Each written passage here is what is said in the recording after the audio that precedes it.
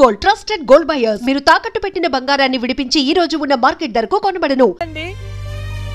వాళ్ళ నుండి లక్ష్మిని కాపాడటానికి అబద్ధం చెప్పాను, లేని ప్రియను సృష్టించాను. వాడు రాక్షసుడండి. ఇప్పుడు నిజం తెలిసి మన లక్ష్మిని చంపేస్తే ఎన్నిసార్లు చంపుతాడమ్మా వాడు అక్కని? ఎన్నిసార్లు? అక్కేంటండి, ఇది మన లక్ష్మే కదా. అదే నాకు అర్థం కావటం లేదు. అక్కని చంపినోడిని ఎవరిని వదిలిపెట్టను. అక్కేంటండి, ఇది మన లక్ష్మే కదా. కాదు, మీ చిన్న కూతుర్ని. చిన్న కూతురు ఏంటమ్మా? నువ్వు మా లక్ష్మిలాగా వచ్చి మమ్మల్ని ఎందుకు మోసం చేస్తున్నావు? అయ్యో, నేను మోసం చేయట్లేదు నాన్న. అక్కని అన్యాయంగా చంపిన వాళ్ళకి శిక్ష వేసి న్యాయం చేస్తున్నాను. అంటే వాళ్ళిద్దరూ చెప్పింది కూడా నువ్వేనన్నమాట. అసలు లక్ష్మితో నీకేంటి సంబంధం? నీకు మాకు ఏమిటి సంబంధం? నాన్న, నేను లక్ష్మి చెల్లెల్ని, మీ చిన్న కూతుర్ని. చిన్న కూతురు ఏంటమ్మా? మాకున్నది ఒకటే కూతురు. కాదమ్మా, ఇద్దరు. ఒరే నాయనా, అది లక్ష్మీ బాంబురా. సీమ టపాకా ఇలా కాల్చకూడదు, ఇలా కాల్చాలి, ఇలా కాల్చాలి. నువ్వు బాంబులు కాల్చే ప్రయత్నంలో కాల్చుకోకూడని చోట కాల్చుకున్నావు అనుకో, ప్రాబ్లం పెద్దదైపోద్ది. సీమలో నాటు బాంబులు వేసిన చేతులు ఇవి. ఆఫ్టర్ ఆల్ లక్ష్మీ బాంబు కాల్చలేనా? ఇతను సేవ నుంచి ఎందుకు వచ్చాడంట? పారిపోయి వచ్చావా? సీమ నుంచి పారిపోయి వచ్చావా? అమ్మా, తులసి, తులసి, ఏమైందండి? దేవుడా, మావిడికేం కాకుండా చూడు.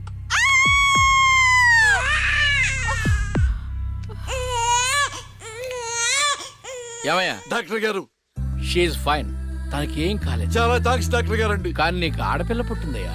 ఆడపిల్ల అయితే ఏంటండి, మా ఇంట్లో మహాలక్ష్మి పుట్టింది.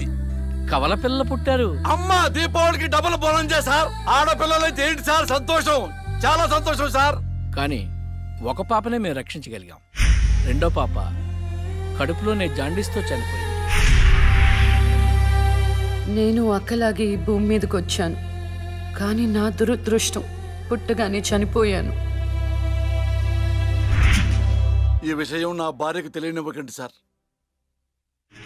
హాస్పిటల్లో అమ్మ వాళ్ళలో ప్రాణాలతో అక్క, శ్మశానంలో ప్రాణాలు లేని నా శరీరాన్ని నాన్న కప్పెడుతుంటే నాకు ఏడుపొచ్చింది. ఆ వయసులో ఏం జరుగుతుందో నాకు అర్థం కాలేదు, కానీ ఆ దేవుడు నాకు అన్యాయం చేశాడని నాకు అర్థమైంది.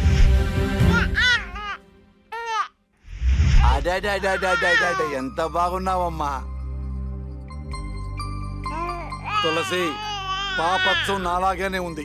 ఏమండి, నేను మత్తులో ఉన్నప్పుడు నాకు వింత కళ వచ్చిందండి. ఏంటా వింత కళ? మనకి కమల పిల్లలు పుట్టారని మీరు ఆనందంతో హాస్పిటల్ అంతా స్వీట్స్ పంచిపెట్టారంట. ఏంటండి ఏదో ఆలోచిస్తున్నారు? కమల పిల్లలు పుట్టపోతే ఏంటే, బంగారం లాంటి బిడ్డను కన్నావు. అవునండి, నిజంగా మన బిడ్డ బంగారమే. అక్కతో పాటు పుట్టిన నాకు మిమ్మల్ని అక్కని వదిలి వెళ్ళాలనిపించలేదు. మీతోనే ఉండిపోయాను.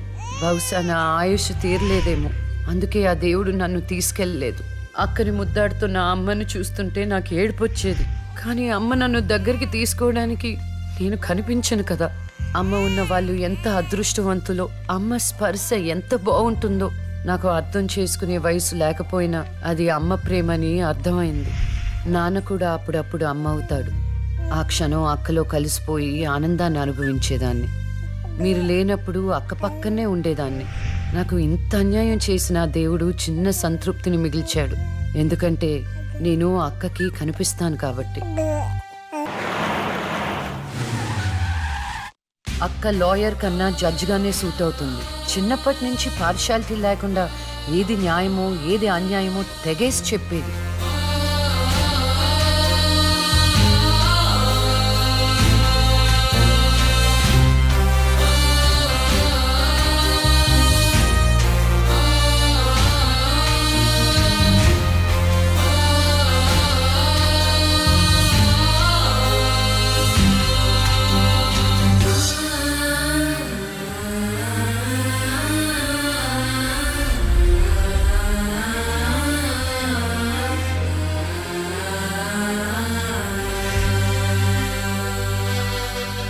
కూర్చోండి.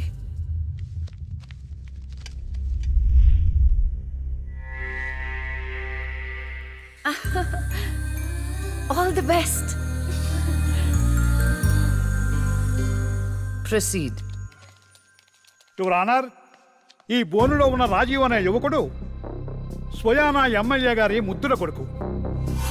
వాళ్ళ నాన్నగారు అధికారంలో ఉన్నారన్న అహంకారంతో నడి రోడ్డు మీద ఒక యువతిని అందరూ చూస్తుండగానే తన కారులోకి లాగి మానభంగం చేశాడు.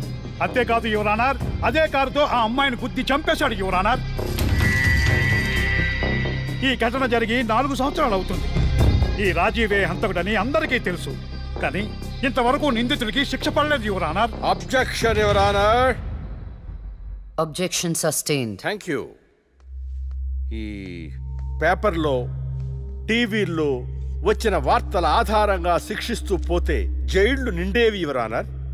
ఈయన క్లయింట్ ఎమ్మెల్యే గారి కొడుకు అవటం వలన అతన్ని రాజకీయంగా దెబ్బ కొట్టాలనే ఉద్దేశంతో ఈ ప్రతిపక్షాలన్నీ ఏకమై ఈ ఛానళ్ల వాళ్ళతో కలిసి పనిన కుట్ర మాత్రమే ఇది.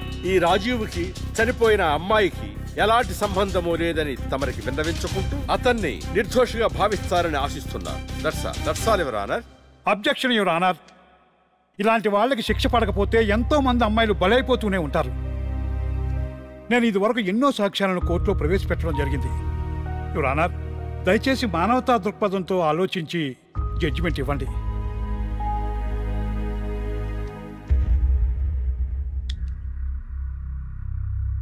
ఈ కేసు పూర్వాపరాలు పరిశీలించిన మీదట సాక్ష్యాధారాలు తారుమారు చేసి ఈ కేసుని పక్కదారి పట్టించడానికి ప్రయత్నం జరిగిందని నాకు అర్థమైంది. సాక్ష్యం లేకపోవచ్చు, కానీ కారణం లేకుండా ఏ ఆడపిల్ల తల్లిదండ్రులు మా అమ్మాయిని మానభంగం చేశారు, చంపేశారు అని కోర్టు మెట్లు ఎక్కరు. కానీ ఈ తల్లిదండ్రులు 4 సంవత్సరాలుగా కోర్టు మెట్లు ఎక్కుతూనే ఉన్నారు. ఈ రోజు వరకు న్యాయం కోసం తిరిగి తిరిగి అలసిపోయిన వాళ్ళ కాళ్ళకి, నా తీర్పు కోసం ఎదురు చూస్తున్న వాళ్ళ కళ్ళకి విశ్రాంతి ఇవ్వాలని నిర్ణయించుకున్నాను. ఇక్కడున్న ప్రత్యక్ష సాక్ష్యాలను రాతపూర్వకంగా సాక్ష్యాధారాలని స్వీకరించండి.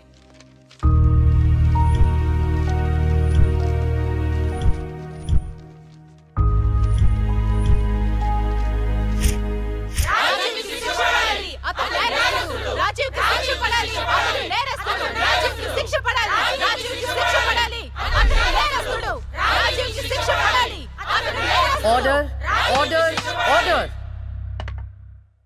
రాజీవ్ అనే ఈ ముద్దాయికి లైఫ్ ఎమెన్షన్ కఠిన కారాగార శిక్ష విధించడమైనది.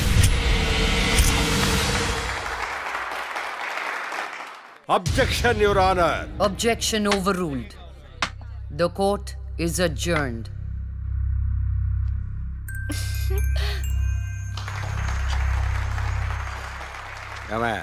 కొత్తగా వచ్చింది అంటే ఏ సీమ టపాకాయో శిశింద్రియో అనుకున్నాం. లక్ష్మీ బాంబు. జాగ్రత్తగా చెమటలు పట్టించేస్తుంది సార్.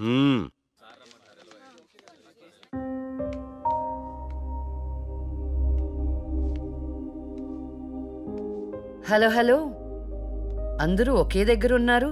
ఏంటి స్పెషల్? చేపల పులుసు మేడం. తినండి తినండి. మీ అందరికీ ఒక విషయం చెప్పేద్దామని వచ్చాను. ఇక మీదట దొంగ సాక్ష్యాల్ని ఎంకరేజ్ చేయకూడదు, న్యాయంగానే వాదించాలి. ఏమిటి మేడం, ఏం మాట్లాడుతున్నారు? ఇంకెలా మాట్లాడమంటారండి? కోర్టుని కూరగాయల మార్కెట్లా తయారు చేశారు. స్టేషనరీ నుండి సాక్ష్యాల వరకు ప్రతిదీ అమ్మకమే. మర్డర్ కేసుకో రేటు, దొమ్మి కేసుకో రేటు, రేప్ కేసుకో రేటు. చిచి, చెప్పుకుంటేనే సిగ్గుచేటు. సంపాదించుకుంది చాలు, ఇక అన్నీ మారాలి. అన్నీ మారతాయి. ఇక నుండి దొంగ సాక్ష్యాలు చెప్పేవాళ్ళు కోర్టు సరౌండింగ్స్ లో కూడా కనిపించడానికి వీల్లేదు.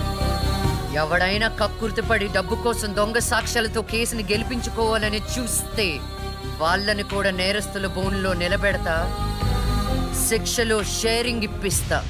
ఇక నుంచి న్యాయం గెలవాలి, న్యాయమే గెలవాలి, న్యాయమే గెలవాలి, న్యాయమే గెలవాలి, న్యాయమే గెలవాలి. ప్రశాంతంగా ఉన్న అక్క జీవితంలో ఒకరోజు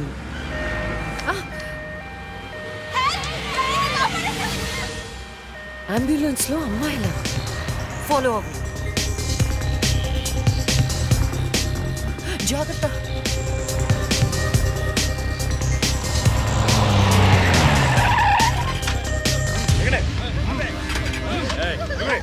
అందరినీ చలో జల్దీ చలో చలో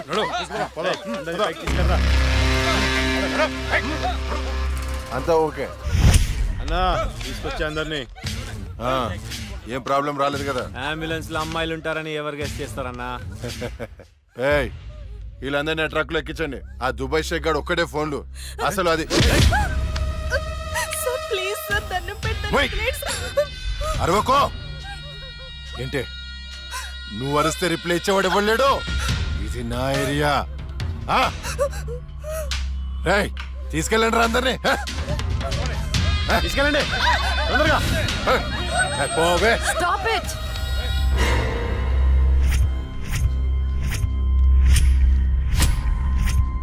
ఇవ్వచ్చువే నువ్వు. అది తర్వాత హాస్పిటల్ కి వెళ్లాల్సిన బండి ఇక్కడికి వచ్చింది ఏంటి? ఏంటి పాప క్లారిఫికేషన్ కావాలంట. రేయ్ ఇచ్చేయండి రా.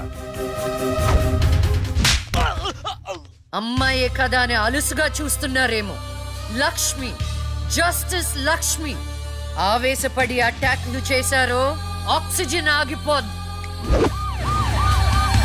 Arrest him.